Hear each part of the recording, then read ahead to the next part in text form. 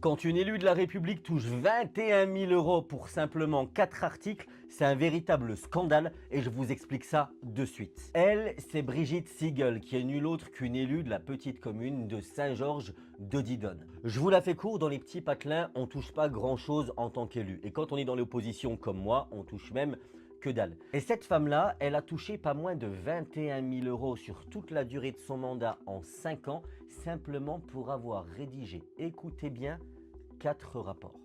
Là où c'est encore plus inquiétant, c'est que le maire de la commune explique que c'était mérité 21 000 € pour 4 rapports. Pour la simple et bonne... Et encore, je dis rapport, on parle simplement d'articles dans le magazine communal. Il explique que c'est la qualité qui prime sur la quantité.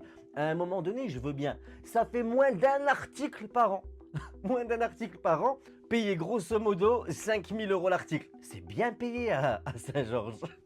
Et face au scandale, elle a décidé, enfin, à quelques mois de la fin de son mandat, de démissionner. Mais là où j'attire votre attention, c'est sur le 2 poids 2 mesures.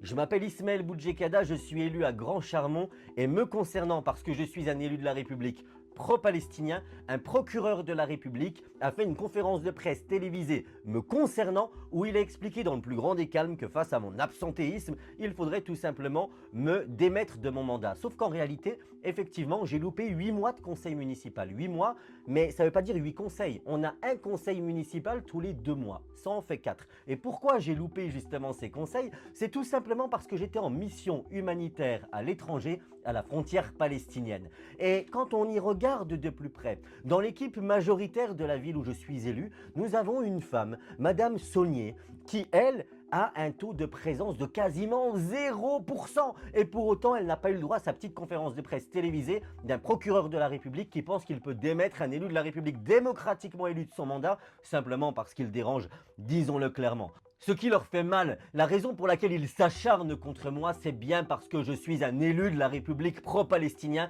et qui défend corps et âme cette noble cause, et rien d'autre, puisque mon taux de présence avoisine les 92% de présence. Rendez-vous compte de la dinguerie à laquelle nous avons assisté d'un procureur de la République qui a outrepassé ses attributions pour essayer de faire taire une voix pro-palestinienne.